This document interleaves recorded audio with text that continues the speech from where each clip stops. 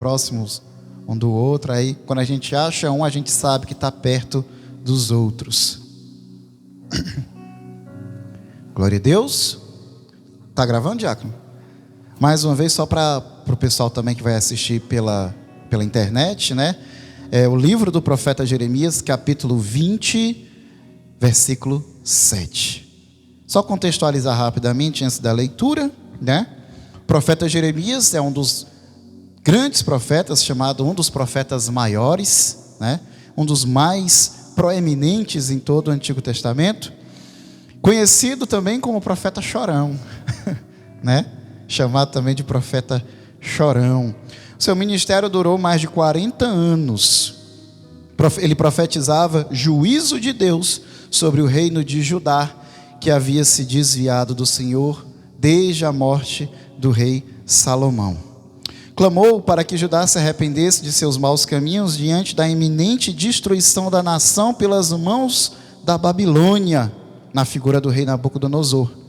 E por causa da dureza de seus corações, por causa da dureza do coração do povo da Judéia, o profeta Jeremias sofreu muito, chegando a ser espancado, preso e ameaçado de morte várias vezes. Seu ministério foi marcado por sofrimento, rejeição e profunda solidão.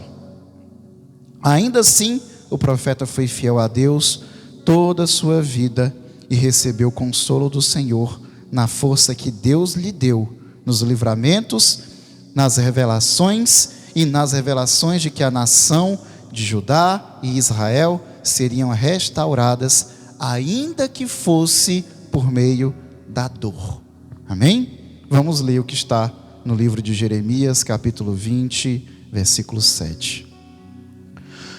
Tu me persuadistes, ó Senhor, e eu fui persuadido. Foste mais forte do que eu e prevaleceste. Sou motivo de riso o dia inteiro, todos zombam de mim. Porque sempre que falo, tenho de gritar e clamar, violência e destruição. Por causa da palavra do Senhor, sou objeto de deboche e de zombaria o tempo todo. Quando pensei, não me lembrarei dele e não falarei mais em seu nome, então isso se tornou em meu coração como um fogo encerrado nos meus ossos. Estou cansado de sofrer e não posso mais. Porque ouvi a murmuração de muitos, aterrou por todos os lados. Denunciem e nós o denunciaremos. Todos os meus amigos íntimos esperam que eu tropece e dizem, talvez ele se deixe persuadir, então nós o venceremos e dele nos vingaremos. Vamos para o versículo 14. Maldito o dia que eu nasci, não seja bendito o dia que a minha mãe me deu à luz. Maldito o homem que deu a notícia ao meu pai, dizendo, nasceu teu filho, é um menino, causando-lhe grande alegria. Que esse homem seja como os cidadãos que o Senhor, sem ter compaixão, destruiu. Que ele ouça gritos de dor pela manhã e alarido de guerra ao meio-dia. Porque não me matou no ventre materno. Então a minha mãe teria sido a minha sepultura, e ela teria ficado para sempre grávida. Porque saí do ventre materno tão somente para ver trabalho e tristeza, e para que se consumam de vergonha os meus dias. Podem sentar. Amém?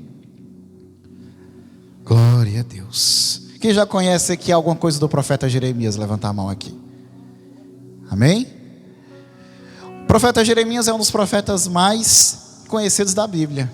Embora seja um dos profetas mais conhecidos da Bíblia, mais referidos, mais mencionados, o seu livro seja um dos maiores livros proféticos da Bíblia, ainda assim é um livro tão pouco lido, porque é um livro de uma leitura tão difícil.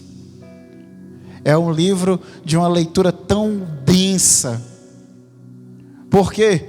Porque o profeta Jeremias, em todo o seu ministério, mais de 40 anos de ministério, o profeta Jeremias anunciou arrependimento ao reino de Judá, para que o povo se arrependesse, porque tinham se desviado do Senhor e tinham buscado outros deuses e tinham se preenchido de seus próprios egos, esquecendo a presença de Deus e a sua aliança, ao ponto de que até mesmo diante da iminente destruição, mesmo quando os inimigos do povo de Deus já cercava e oprimia e guerreava, e estavam para ser abatidos, escravizados, eles não clamavam a Deus, eles buscavam falsos deuses. Mesmo depois de 40 anos, o profeta profetizando, e o profeta Jeremias não foi o único profeta que profetizou. Foi o mais proeminente que profetizou em Judá, mas não foi o único que profetizou. Já há anos, Deus levantava profeta atrás de profeta para anunciar o juízo que viria sobre o reino, sobre a nação, caso não houvesse arrependimento. Mas quanto mais o profeta clamava, quanto mais o profeta exortava, quanto mais o profeta alertava, mais o povo endurecia o seu coração, porque o profeta não falava de palavras que eram doces aos seus ouvidos, mas que eram necessárias às suas almas. E a carne não gosta. A carne não gosta.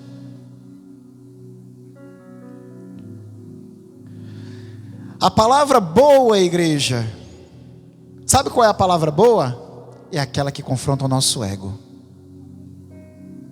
É aquela que dá uma porrada na nossa carne. Essa é a palavra boa. Essa é a palavra boa.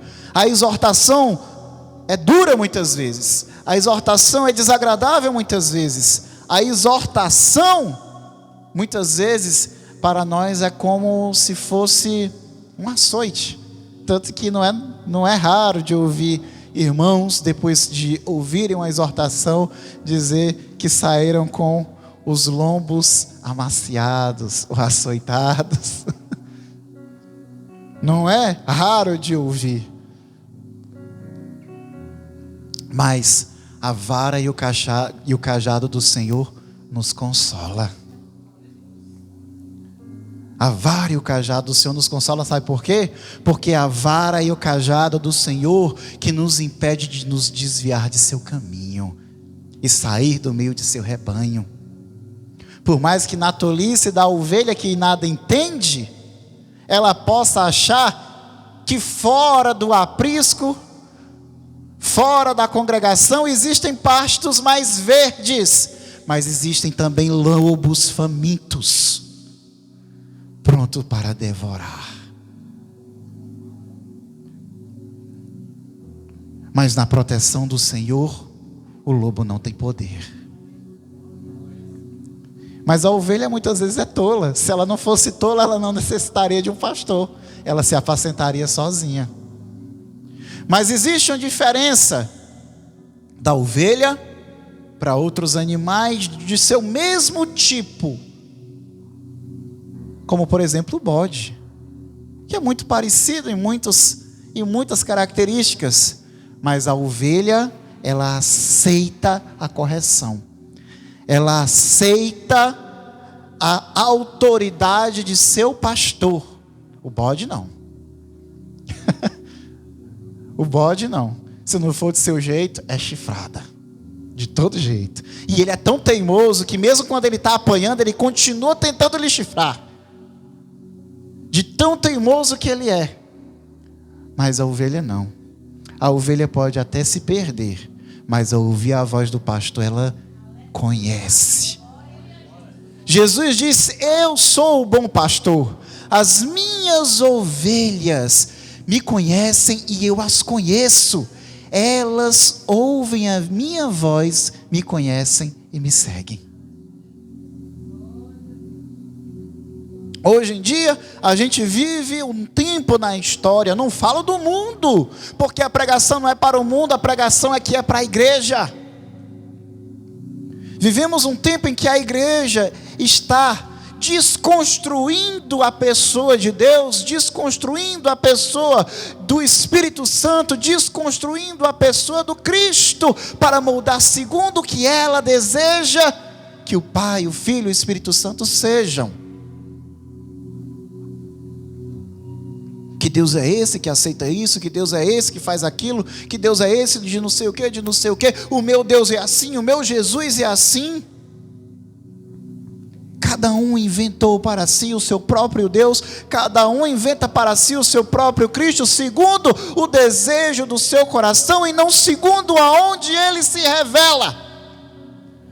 Porque o Deus que eu invento não abre o mar vermelho. O Deus que eu invento não cura feridas, não cura doenças. O Deus que eu invento não abre portas. O Deus que eu invento não dá livramento. O Deus que eu invento não faz o ventre de uma mulher estéril dar à luz. Mas o Deus que se revela na palavra e na pessoa de Jesus Cristo, esse sim cura, liberta, transforma e, se necessário, ele ressuscita.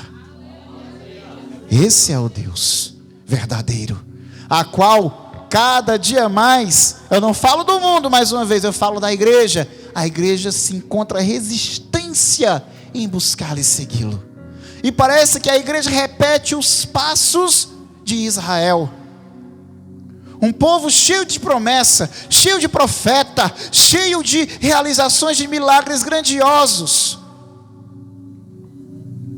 Como o apóstolo Paulo diz, a eles pertencem a lei e as profecias. E na igreja tanto milagre, na igreja tantas transformações, tantas mudanças de vida, tantas famílias resgatadas. Mas quando tudo vai bem, o inimigo dá um jeito de laçar as mentes.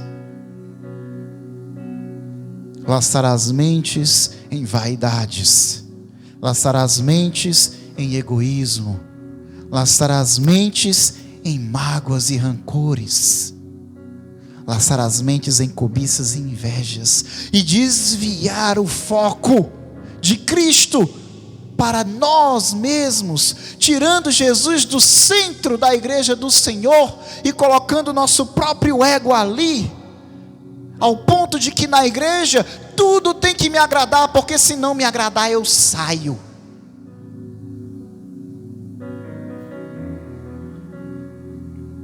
E por isso é tão comum a gente encontrar igrejas que não parecem igrejas, mas parecem negócios. Até a estética da igreja, que remete a um templo, que remete ao céu, que remete às descrições do reino de Deus e do templo do Senhor na palavra. Hoje em dia as igrejas parecem um espaço de shopping, com LEDs, neons, letreiros luminosos, iluminação para distrair, lasers e fumaças, painéis brilhosos, luminosos.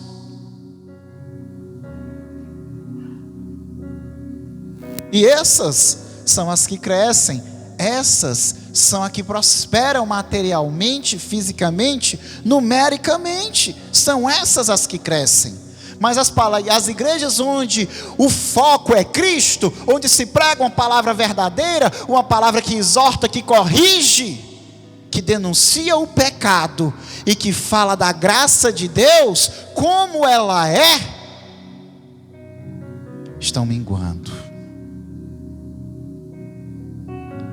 Porque é muito fácil organizar uma congregação onde o foco é a nossa própria vaidade e não a santidade e a grandeza de Deus. Porque o que é santo afronta a carne. E dia após dia, igreja, nós temos que vigiar por nós mesmos. Temos que vigiar por nós mesmos, porque quando paramos de vigiar e de nos atentar à nossa própria pequenez, à nossa própria fraqueza, fragilidade, a nossa própria tendência, inclinação ao mal e ao pecado que está na nossa carne, se nós não vigiarmos dia após dia, o inimigo também pode laçar as nossas mentes e os nossos corações. Ele pode transformar uma bênção em um instrumento de te desviar da presença de Deus. Ele pode pegar uma prova que é para o teu crescimento e para o teu aperfeiçoamento e te deixar tão abatido ao ponto de tu querer se desviar. Ele pode endurecer o nosso coração a tal ponto que nem a palavra de Deus nos toca mais. E os irmãos que pregam a palavra sabem muito bem do que eu falo. Você ministra a palavra de Deus para alguém que está no lamaçal do pecado, no vício, na prostituição, recebe, por mais que naquele momento não tenha força de sair dali sozinho, mas recebe, chora, pede força, mas vai pregar para um crente desviado. Já sei de tudo isso, não precisa disso para mim não.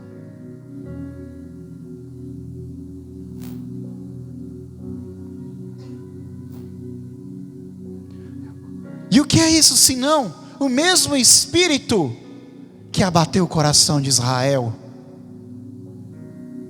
O mesmo Espírito que endureceu o coração daquele povo ao ponto de matar seus próprios profetas.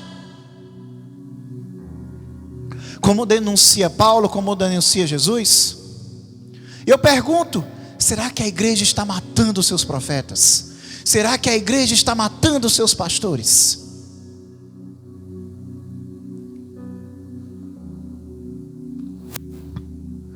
Jeremias fala nesse capítulo aqui dizendo: Senhor, tu me persuadiste, Senhor, e eu fui persuadido. Tu me convenceu, Senhor. Tu me convenceu a abraçar e aceitar esse chamado de profetizar sobre esse povo de coração duro. Foi tu que me convenceu. Quando nós voltamos lá para o capítulo 1 de Jeremias,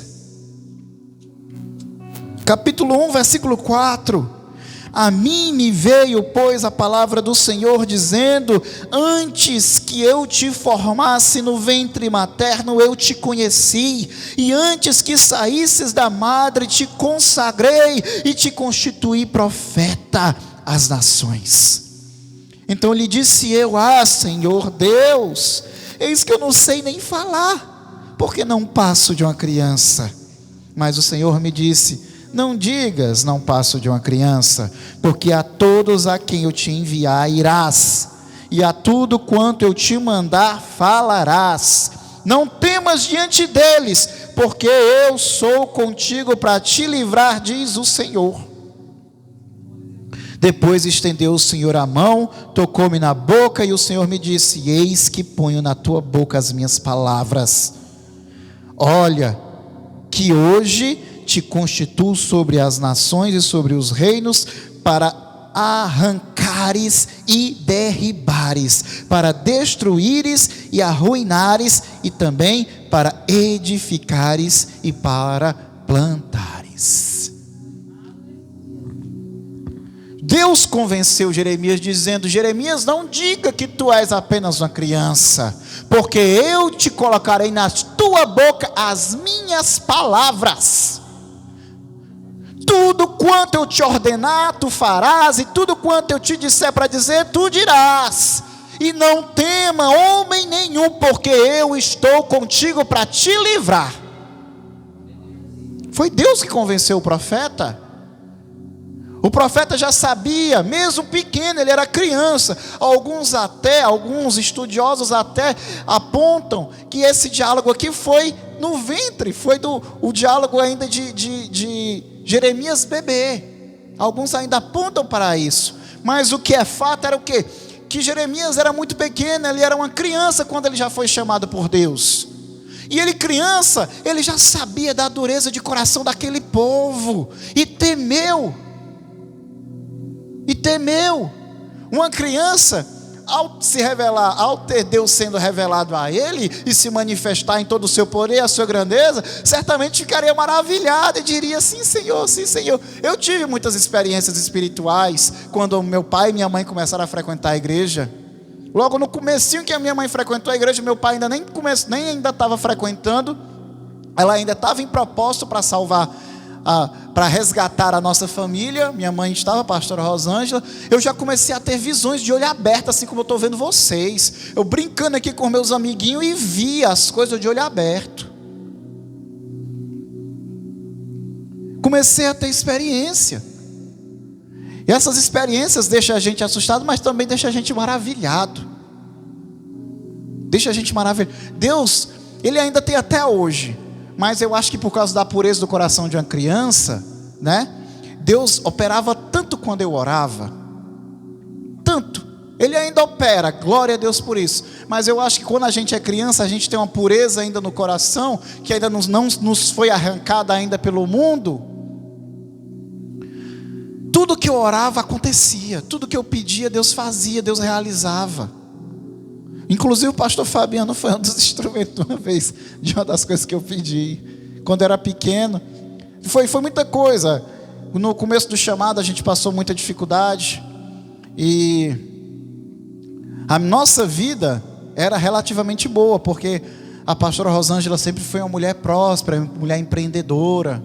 Em determinado momento ela tinha um clube, tinha um restaurante, tinha 2 restaurantes, um restaurante italiano de mais classe mais alta, um restaurante popular que servia comida no almoço, né? E uma lanchonete.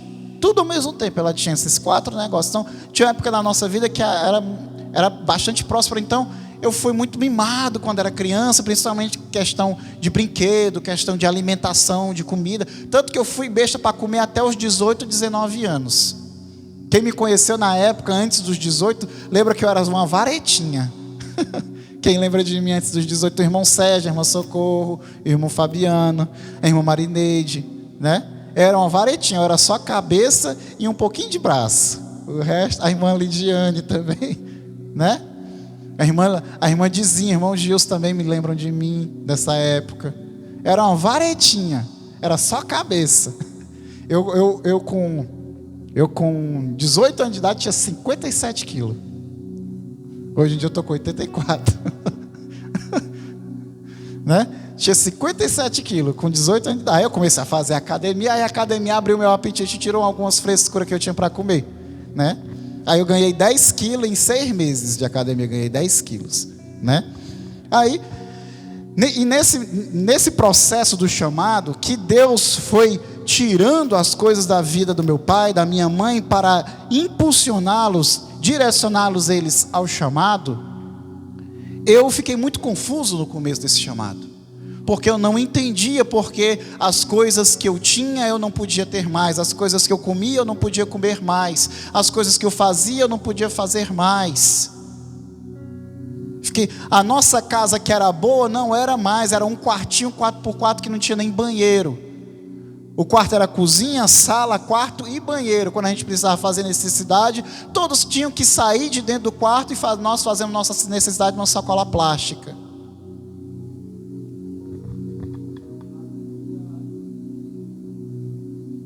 Eu não entendi aquilo ali. E quando eu comecei a sentir fome, sentir falta das coisas que eu comia, começava a questionar minha mãe: mãe, cadê meu presunto? Cadê meu biscoito? Cadê meu camarão? Eu com 10, 9, 10 anos de idade. E aí minha mãe dizia assim: ore. Dobre o seu joelho e ore. Peça para Deus. E eu dobrava meu joelho na hora do almoço e no final da tarde chegava o que eu tinha pedido.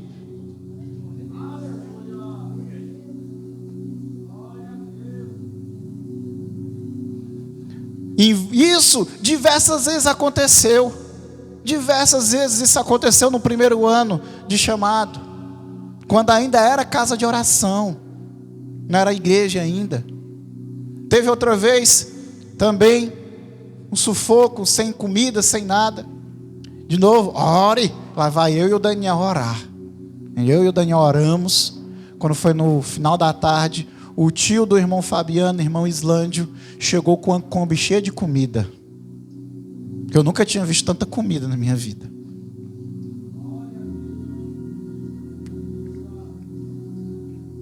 Cheio de comida ele chegou. E o irmão Islândio, daquele momento em diante, foi uma bênção muito grande naquele momento na casa de oração e na nossa vida. Algum tempo depois ele veio, foi morar com a gente, mesmo com toda falta de estrutura e necessidade que a gente passava, ele veio morar com a gente. E ele fez uma parceria de oração, de jejum e propósito muito forte com o pastor Humberto. Todo dia louvando e orando por um livro com mais de 100 pessoas no livro de oração. Toda manhã era 3 horas de oração, fora o tempo de louvor. Irmão Islândio. Quando a casa de oração virou igreja, né, que Deus foi permitindo ela se estruturar, tivemos um alívio das necessidades materiais, mas eu ainda queria meus brinquedos. Eu ainda queria aquela condição que a gente tinha. E aí eu já estava acostumado de tudo que eu precisava é orar a Deus, e Deus dava. Aí eu tinha uma revistinha de brinquedos, né? Naquela época eu tinha, acho que era Castelo da Criança, lá no centro. Era o Castelo da Criança? Aí a gente entrava e tinha uns revistinhas da propaganda dos brinquedos, né? Aí eu pegava e levava a revistinha para casa, aí ficava vendo os brinquedos. Aí tinha um brinquedo lá. Aí eu disse assim para a mãe, no meu aniversário eu quero esse aqui, ó. Aliás, eram 3 que eu queria, era esse, que era o Lego. Naquela época era caríssimo, hoje em dia é mais caro ainda. Eu quero esse, mas no meu aniversário. Sem noção, né? Criança não tem noção de como as coisas é caras, né? Acha que dinheiro nasce em árvore. Aí a mãe disse assim, você quer? Quero. Pois ore. Pois ore. Aí eu vou, tá bom. Eu oro. Aí eu orei. Quando eu orei, aí eu só lembrei do jeito que meu pai lia a Bíblia, né? O pai orava com a Bíblia assim no peito. E aí, quando ele ia ler a Bíblia, depois que ele terminava a oração, o dedo dele folheava as páginas, e onde ele parava era onde ele ia ler para meditar. Aí eu fiz a mesma coisa. Peguei a Bíblia. Assim, né? Aí fui passando o dedo. Aí quando eu abri a palavra de Deus, de olho fechado ainda botei meu dedo. Aí quando eu botei meu dedo, estava escrito assim, tudo que tu me pedires eu te darei.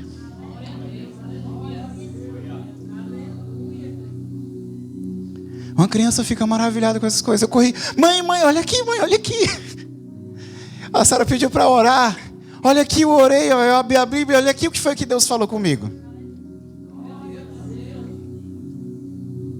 E aí quando foi no meu aniversário, a pastora Rosângela me deu um, e o irmão Fabiano me deu outro. O irmão Fabiano era um jovem de 20 e poucos anos na época. Não era, irmão Fabiano? Não tinha cabelo branco ainda. Oh, glória. Então, ele como criança, o povo tinha um coração tão endurecido que mesmo na revelação de Deus à sua vida, ele temeu. Ele temeu. Mas Deus o convenceu, dizendo, o que eu te dizer, tu vai falar. Para o que eu mandar tu fazer, tu vai fazer. E não tema homem nenhum, porque eu estou contigo. Ele confiou na palavra de Deus. Quem confia aqui na palavra de Deus aqui? Ele foi. Só que por mais que ele soubesse que fosse duro o negócio, nada podia preparar Jeremias para o que seria profetizar sobre um povo de coração duro. Um povo obstinado. Nada poderia preparar Jeremias para aquilo. Do ponto de vista natural, humano. Claro que no Espírito Deus sustenta. Como Jesus fala, na verdade o Espírito já está pronto, mas a carne é fraca. E por diversas vezes, Jeremias quis parar. Ele quis desistir mesmo. O grande profeta Jeremias quis parar. E quem nunca quis parar? Quem nunca quis parar? Diante de uma injustiça, diante de uma perseguição, diante de uma prova, de uma dificuldade, de uma angústia, de uma opressão. Quem nunca quis parar? O grande profeta Jeremias quis parar. Ele questionava Deus. Quando ele diz: tu me persuadiste, Senhor, e eu fui persuadido. Foi tu que me convenceu, Senhor. Naquele momento ele já estava ali: Senhor, tu não me garantiu.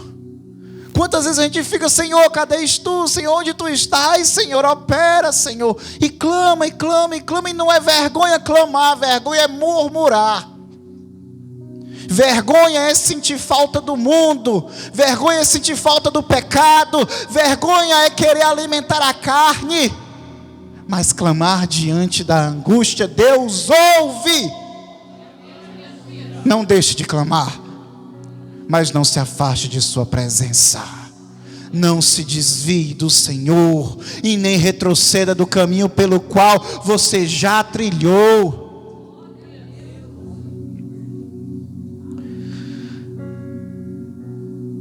Tu me persuadiste, Senhor, e eu fui persuadido. Tu foste mais forte do que eu e prevaleceste. Sou motivo de riso o dia inteiro, todos zombam de mim. Porque sempre que falo eu tenho que gritar, eu tenho que clamar, violência e destruição. Ele anunciava o que viria. A Babilônia viria para destruir Judá, para matar os homens, para escravizar as mulheres e as crianças, para destruir o templo do Senhor.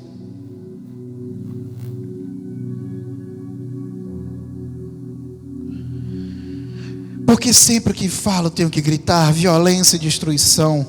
Por causa da palavra do Senhor sou objeto de deboche, zombaria o tempo inteiro.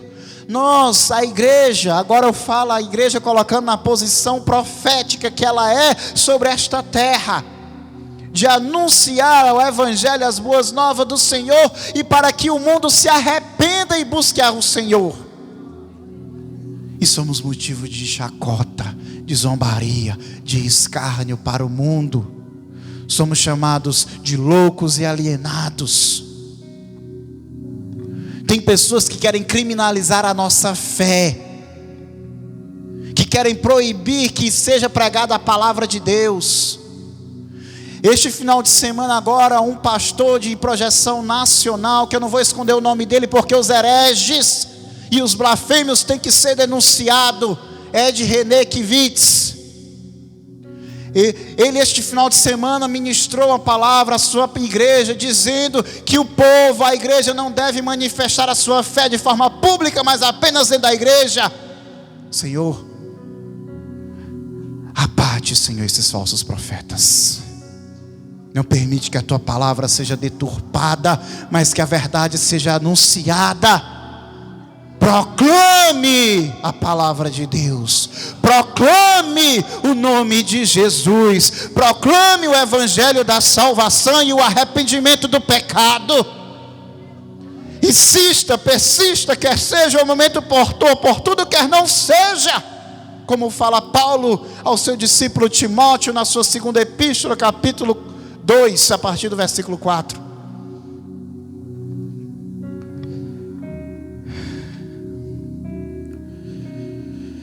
Quando pensei, não me lembrarei dele, e não falarei mais o seu nome.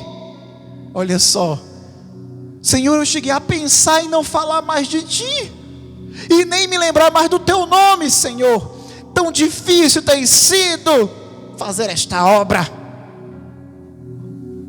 Pensei em desistir, pensei em parar e me afastar,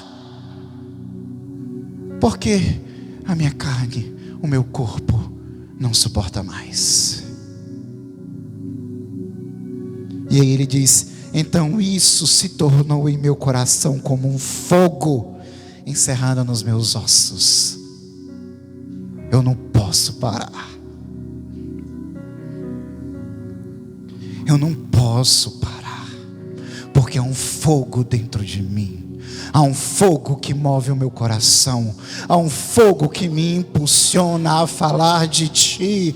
Por mais que eu queira parar, por mais que eu queira desistir, por mais que eu queira retroceder, por mais que a minha carne não suporte, o meu eu não aguente, o meu espírito é conduzido pela tua vontade, o teu espírito a anunciar a tua palavra.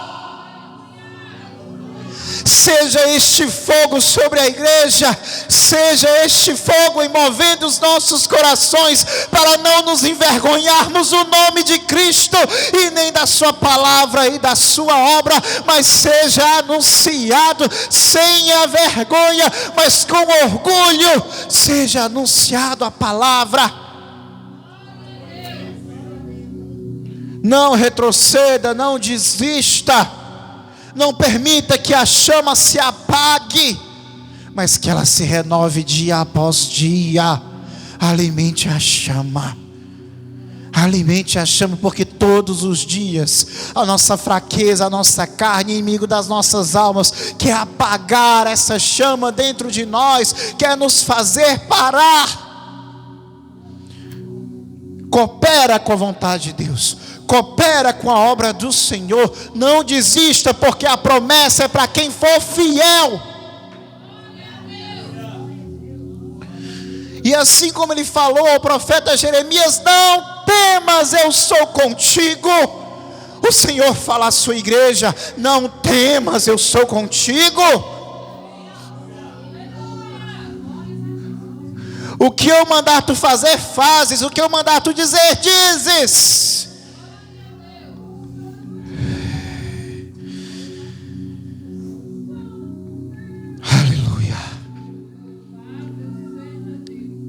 Aleluia.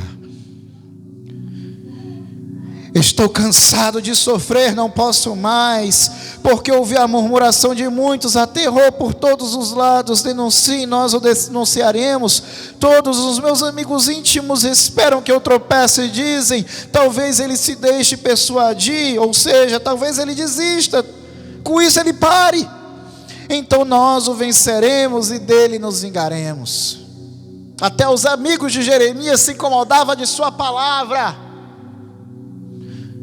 se incomodava de suas profecias, ao ponto de não apenas se afastar deles, mas desejar que ele parasse.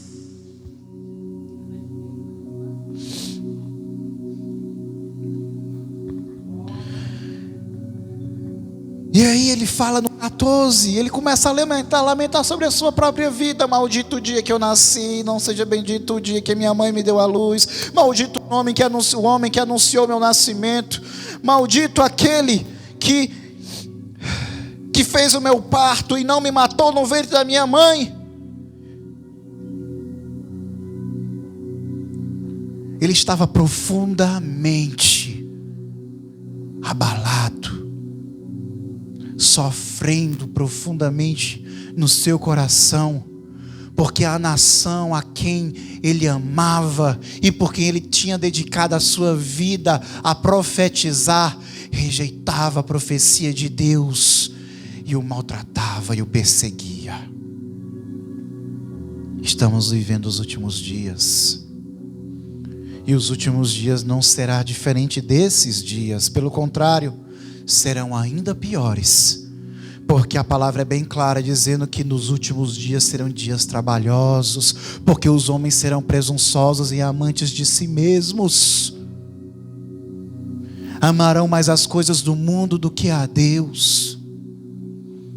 E fala que nos últimos dias serão os dias mais terríveis, como nenhum outro dia houve tamanha tribulação, e nem jamais retornará a haver.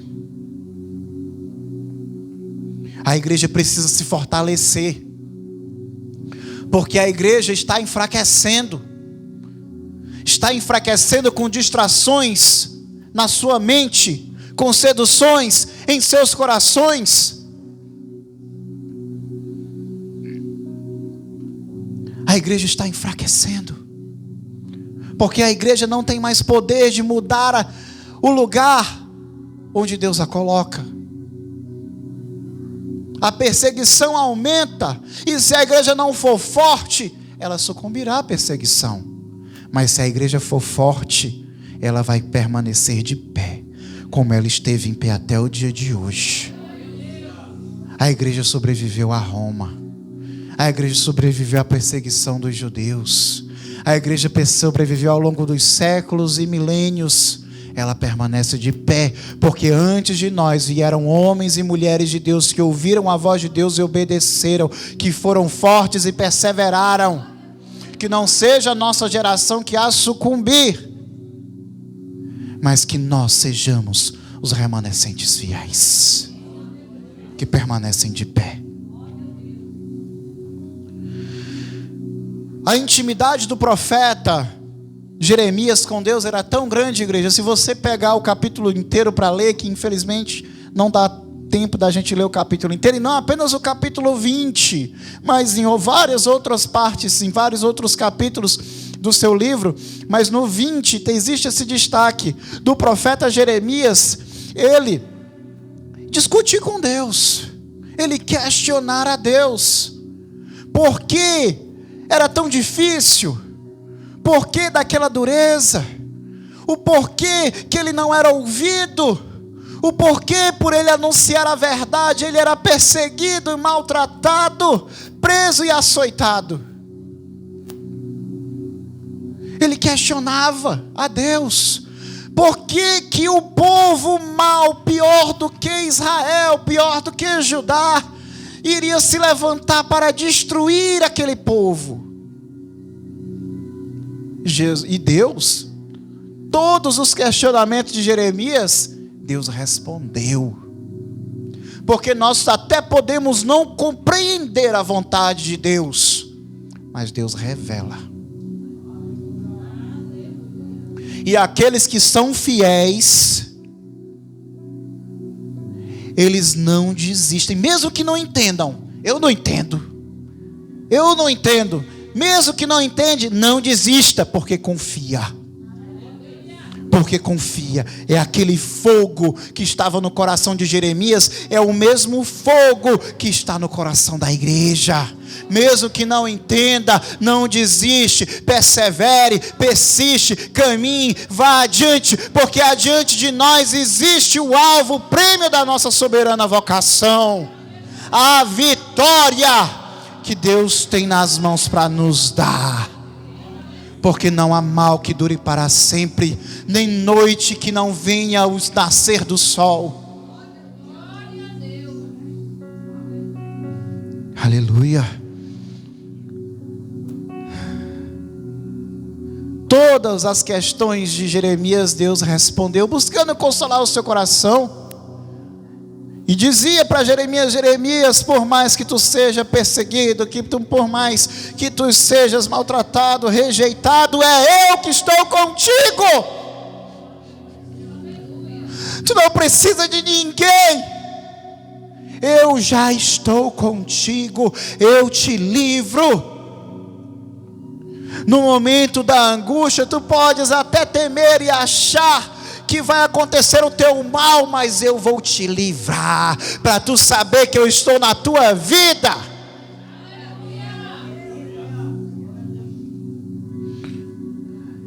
Mas também não temas por Judá, não temas por Israel, porque eu restaurarei esse povo, ainda que seja necessário que eles sofram. Eu restaurarei o meu povo, e lhes darei uma nova aliança. Aleluia.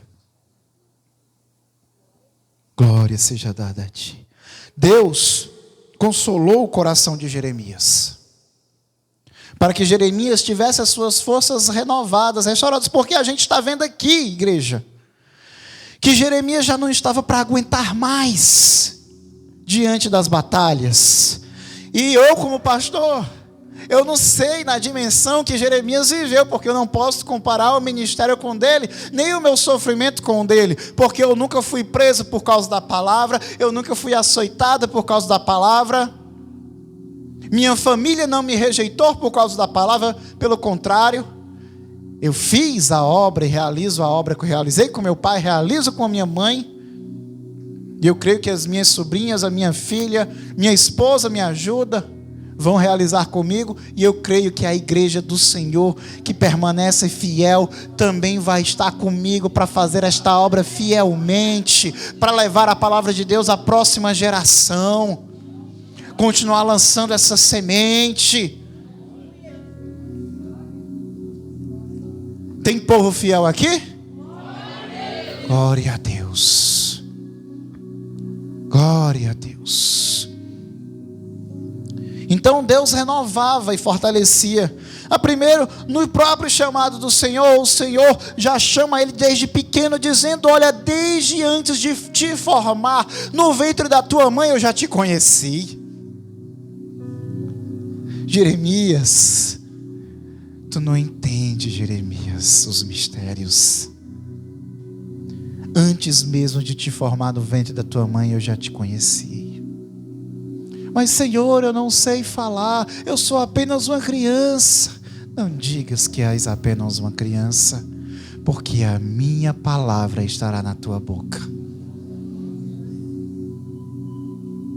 Eu sou contigo e eu te livrarei.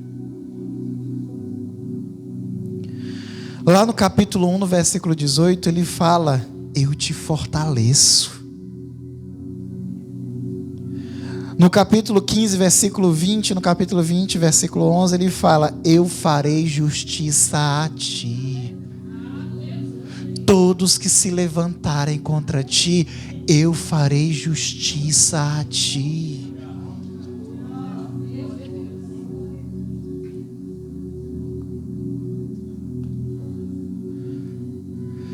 No capítulo 29, versículo 33, Deus faz uma promessa de restauração sobre Judá e Israel, e uma promessa de uma nova aliança.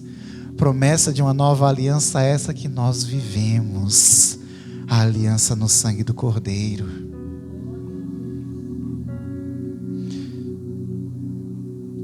Para terminar, Jeremias viveu 40 anos de seu ministério. 40 anos, mais de 40 anos, foi pelo menos 40 anos. E os 40 anos que ele profetizou, ele se frustrou demais. Ele se frustrou demais, porque o coração do povo era duro. E imagina Jeremias ter passado 40 anos profetizando. Imagina você se dedicar a uma causa por 40 anos, dar a sua vida por aquilo, ser açoitado, ser preso, ser rejeitado até pela sua família, ter passado por momentos em que a sua vida esteve a um fio de ser perdida por várias vezes, onde as pessoas que deveriam lhe ouvir maquinam o seu mal, maquinam até a sua morte. Imagina 40 anos dedicado a isso, você fazendo de tudo para que o juízo pela dureza de coração não viesse, mas o juízo veio. Imagina o sentimento no coração do profeta. Imagina que o teu maior temor se realize. Por mais que você tenha dado a sua vida inteira por esta causa, e o seu maior temor aconteça. Aconteceu com Jeremias o que ele mais temia. Israel não se arrependeu, e o juízo de Deus. Judá não se arrependeu, e o juízo de Deus veio sobre Judá. Porque 120 anos antes de Judá cair, Israel tinha caído. Israel tinha caído nas mãos dos assírios, pelos mesmos motivos: infidelidade espiritual, dureza de coração, idolatria. Pelos mesmos motivos, Israel tinha caído. 10 tribos. Judá era apenas 2, era Judá e Benjamim, que constituem o reino de Judá. Israel caiu, Judá permaneceu de pé. E ao invés de pegar o exemplo de Israel que tinha caído e tentar olhar para suas próprias falhas e se consertar, não, cada vez mais Judá afundava em seus pecados, cada vez mais Judá afundava no seu próprio ego, na sua própria vaidade. Mesmo Deus levantando os profetas para anunciar, mesmo tendo visto o destino de Israel, não adiantou. O povo tinha o coração duro demais. Como existe um povo dentro da igreja, não é a igreja toda, é um povo dentro da igreja que tem o coração endurecido, feito pedra. E quem anuncia a palavra de Deus sabe o que eu estou falando. O maior temor de Jeremias aconteceu. Imagina aí então, como é que não ficou Jeremias? Olha o tanto que ele lamentou, olha o tanto que ele questionou a Deus, o tanto que ele se sacrificou, e no final deu errado. No final deu errado.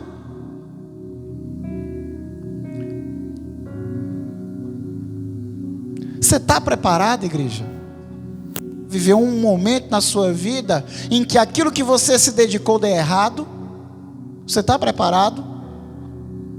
Que nem tudo na nossa vida vai dar certo. Existe hoje em dia um tempo em que é só pregado promessa, bonança e glória pessoal. E a igreja pouco está preparada para a prova. Pouco a igreja está preparada para a angústia. E em algum momento, igreja, nós vamos viver frustrações e talvez até derrotas. Você está preparado para passar por elas? Se você sofrer uma derrota, você vai se desviar? Você vai se afastar? Você vai desistir? Ou você vai continuar, sabendo que mesmo diante de uma derrota, Deus transforma numa vitória, porque Ele tem o poder de restaurar. Quantas famílias o inimigo não destrói e não separa? E porque existe um dentro da família que sabe do propósito de Deus na sua vida, não desiste. Mesmo que o inimigo já tenha destruído, mesmo que o inimigo já tenha acabado, mesmo que o inimigo tenha usado os corações duros dentro daquela casa para dividir aquela casa. E quando existe uma pessoa que tem propósito, ele não aceita a derrota, mesmo que pareça que tudo está em ruínas. Ele sabe que mesmo que tenha sido derrubado, Deus levanta de novo. Deus levanta de novo. E Jeremias, por mais que ele tenha se frustrado, por mais que ele tenha se abatido e cansado, ele tinha esperança, porque a esperança dele é o Senhor. E Deus fez a promessa que iria restaurar. Então eu confio. Ele confiou na promessa de Deus. E aí lá Jeremias escreveu também o livro de Lamentações. E o livro de Lamentações é exatamente direcionado ao sentimento de frustração que Jeremias sentiu. O sentimento de derrota que Jeremias sentiu. Jeremias, quando Judá foi dominada pela Babilônia, na figura do rei Nabucodonosor, foi destruído o templo de Jerusalém, e não apenas o templo, a cidade inteira foi destruída, as muralhas foram colocadas abaixo, as grandes muralhas de Jerusalém foram colocadas abaixo. A largura das muralhas era 3 metros de largura, igreja. Era quase 2 de mim, assim, com os braços abertos de uma ponta dos dedos para o outro, e foi derrubada as muralhas.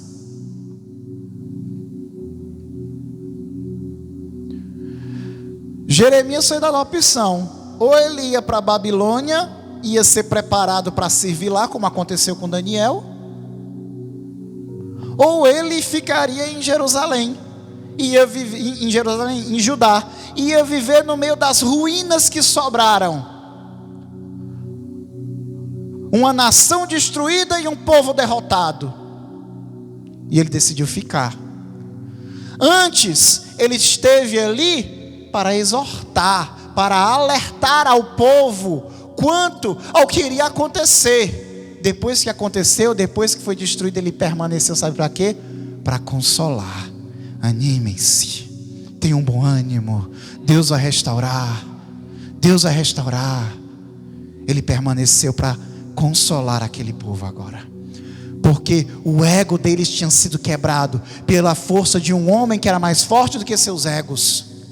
E foi questionado: por que usar um povo ruim? E Deus respondeu: não é Nabucodonosor que se levanta contra vocês, não é a Babilônia que se levanta contra o Judá, sou eu que me levanto para abater o seu orgulho, mas eu restaurarei depois que estiver quebrado. Deus abate os soberbos, os orgulhosos, mas dá maior glória aos humildes. Ele permaneceu ali. Só que quando o negócio apertou, porque não foi só uma derrota e acabou, a opressão continuou. E aí um grupo dali dos que ficaram com Jeremias resolveram fugir para o Egito, porque o Egito, ele era, naquele momento, era aliado de Judá contra a Babilônia, só que o Egito também tinha caído. Só que como era mais longe, eles acharam que dava para fugir para o Egito. Quando fugiram para o Egito, sequestraram o profeta Jeremias e levaram o profeta Jeremias para o Egito. Mal sabia eles que eles estavam indo para um lugar ainda pior. Não tinha WhatsApp, não tinha jornal para ver as notícias do que estava acontecendo no Egito. Eles tentaram fugir achando que lá ia estar melhor, e lá estava ainda pior. E foi nesse momento em que Jeremias foi levado à força. Não foi da vontade, ele queria ter ficado em Judá para consolar o povo, que ele foi levado à força. Jeremias escreveu o livro de Lamentações. E aí lá em Lamentações, capítulo 3, versículo 21, está escrito: quero trazer à memória o que me pode dar esperança. As misericórdias do Senhor são a causa de não sermos consumidos, porque as suas misericórdias não têm fim, renovam-se a cada manhã. Grande é a tua fidelidade. Diga-se, igreja: grande é a tua fidelidade. A minha porção é o Senhor, diz a minha alma, portanto esperarei nele. Diga assim: esperarei nele. O Senhor é bom para os que esperam nele, para os que o buscam. Quem espera no Senhor glorifica a Deus. Quem busca o Senhor aqui de todo o seu coração, glorifica a Deus. A palavra também diz: me buscareis e me achareis quando me buscarem de todo o vosso coração. Busque o Senhor de todo o vosso coração, igreja, em nome de Jesus. Busque neste momento, busque no momento da prova, busque nesse momento de palavra, em nome de Jesus, e busque nesse momento também que vamos adorar o Senhor. Busque de todo o teu coração, se fortaleça, que o fogo que estava no coração de Jeremias, que passou tribulações muito maiores do que a nossa, mas não fez com que ele desistisse, mas seguisse adiante, esteja em mim, esteja em você. E quem recebe, glorifica a Deus e diga amém. Livres para adorar, louvar ao Senhor.